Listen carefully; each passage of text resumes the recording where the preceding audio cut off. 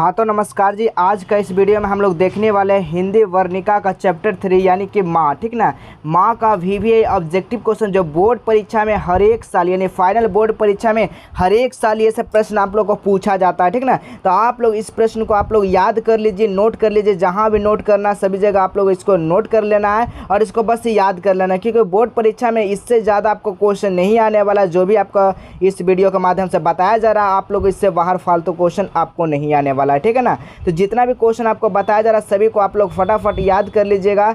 चलिए, तो यहाँ पर देखिएगा फर्स्ट क्वेश्चन क्या कह रहा है, माँ कहानी का जो है लेखक कौन है। आपसे बोर्ड परीक्षा में आपसे पूछा जाएगा कि माँ कहानी का लेखक कौन है, तो बताइए माँ कहानी का जो लेखक है ना वो कौन है। तो ईश्वर पेटलीकर आपका ऑब्जेक्टिव क्वेश्चन में आने वाला है। ठीक है ना, कहाँ आने वाला, आपका ऑब्जेक्टिव क्वेश्चन में आने वाला है।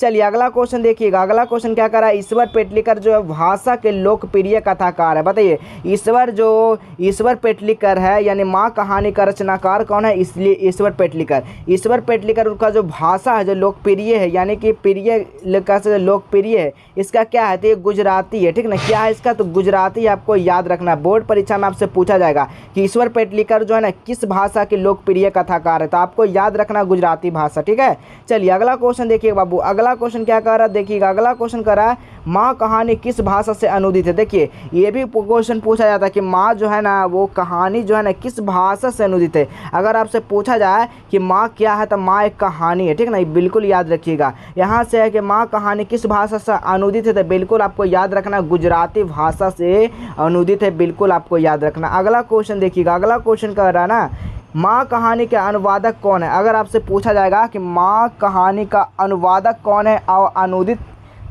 है, ये दोनों प्रश्न को बिल्कुल याद रखना। तो देखिए माँ कहानी का जो अनुवादक हो जाएंगे क्या हो जाएंगे, तो गोपाल यानी कि गोपाल दास नागर हो जाएंगे। ठीक है ना, गोपाल दास क्या हो जाएगा, नागर हो जाएगा, बिल्कुल याद रखिएगा। अगला क्वेश्चन देखिएगा, माँ कहानी प्रमुख जो है ना पात्र में से कौन है। बताइएगा माँ कहानी जो है ना प्रमुख पात्र में से कौन है, तो इसमें जो मेन प्रमुख जो पात्र लिया गया ना मंगू से लिया गया। ठीक है ना, मंगू क्या था, ये जन्म से पागल थी। क्या थी बाबू, तो जन्म से ना ये पागल थी मंगू, बिल्कुल आपको याद रखना डियर। ठीक है, चलिए अगला क्वेश्चन देखिएगा। अगला क्वेश्चन कह रहा है मंगू जन्म से क्या थी। बताइएगा जो मंगू थी ना वो जन्म से क्या थी, अभी ना बताएं आपको। मंगू जन्म से क्या थी, तो पागल थी, आपको बिल्कुल याद रखना है। चलिए अगला क्वेश्चन देखिएगा। अगला क्वेश्चन क्या कह रहा है, मंगू के यानी कि मंगू की माँ जो मंगू की यानी कि मंगू के जो माँ की जो संतानें थी ना वो कितने थी। बोर्ड परीक्षा में आपसे पूछा जाएगा कि मंगू का माँ के जो संतानें थी यानी कि पुत्र जो थे ना वो कितने थे, तो टोटल कितने थे, 4 थे। कितने थे, 4 थे। अगर मंगू की बात किया जाए कि मंगू के अलावे कितने थे, तो याद रखना ये भी कि आपको 3 थे। कितने थे, 3।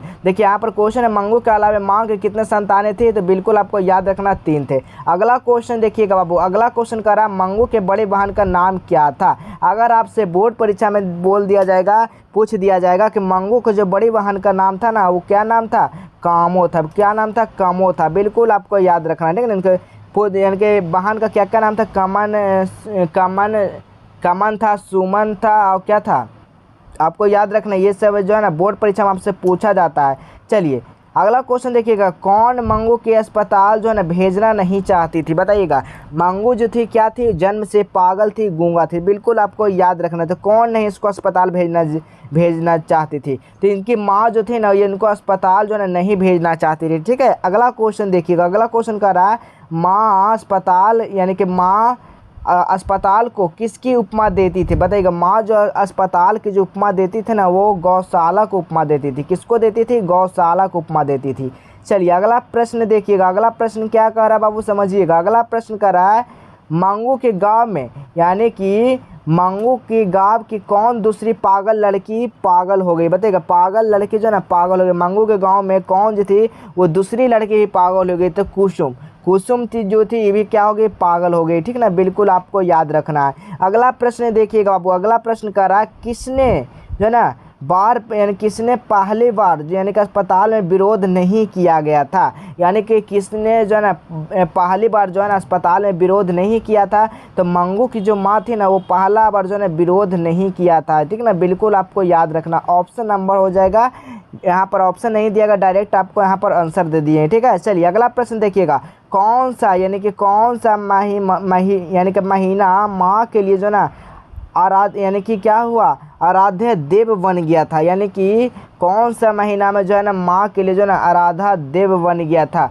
तो अगहन के महीना में जो है ना माँ का जो है ना क्या बन गया, आराध्य देव बन गया। बिल्कुल आपको याद रखना। अगला क्वेश्चन देखिएगा, मंगू का प्राकृतिक मौत को माँ क्या मानती थी। अगर मंगू की जो माँ है ना वो प्राकृतिक मौत क्या मानती थी, तो छुटकारा मानती थी कि ठीक है कि मंगू अगर जो है ना प्राकृतिक द्वारा जब मौत हो जाएगा तो क्या छुटकारा मिल जाएगा, ये चाहती थी उसकी माँ। ठीक है, चलिए अगला प्रश्न देखिएगा। अगला प्रश्न क्या कर रहा है, अगला प्रश्न कर रहा है काली पानी किसका लोकप्रिय उपन्यास है। बताइए काली पानी किसका लोकप्रिय उपन्यास है बाबू। तो आपको बिल्कुल ये सब प्रश्न को याद रखना, बोर्ड परीक्षा में हर साल ये प्रश्न आपसे पूछा जाता है, बिल्कुल आपको याद रखना है, ठीक ना।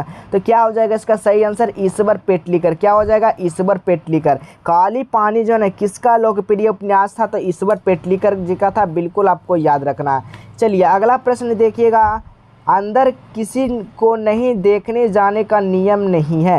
अंदर किसी को देखने जाने का जो नियम नहीं है वो किसने कहा था, किसने कहा था, तो याद रखना है मेंटन ने कहा था। कौन कहे थे, मेंटन ने कहे थे। चलिए अगला प्रश्न देखिएगा, मंगू की जो है ना मंगू को भर्ती कराने के लिए माँ ने किसे पत्र लिखकर बुलवाया था, किसे पत्र जो है लिखने के लिए जो है बुलवाया था कि मंगू को जो है इस अस्पताल में क्या कराना है, भर्ती कराना है। तो उसके अपने बड़े पुत्र को जो है बुलाया था पत्र लिखने के लिए, बिल्कुल आपको याद रखना है, बोर्ड परीक्षा में आपसे पूछा जाता है बाबू। ठीक है, अगला प्रश्न देखिएगा, मंगू कब से पागल थी। तो देखिए मंगू आपसे कब से पागल थी, बोर्ड बार बार ये जो है ना बोर्ड परीक्षा में आपसे पूछा जाता है कि मंगू कब से पागल थी, तो आपको याद रखना ये जन्म से पागल थी। कब से थी, जन्म से पागल। अगला प्रश्न देखिएगा, पागलों के यानी कि पागलों के अस्पताल में उपद्रवी मरीजों को कैसे रखा जाता है, कैसे रखा, पागल जो है ना उसको अस्पताल में जो है ना उपद्रवी यानी कि शोर मचाने वाले, इधर उधर करने वाला मरीजों को कैसे रखता है, तो कमरे में जो है ना बंद करके रखा जाता है। कैसा रखा जाता है, कमरे में बंद करके, बिल्कुल आपको याद रखना है। अगला प्रश्न देखिएगा, मंगू को अस्पताल में भर्ती कराने के लिए जो है माँ के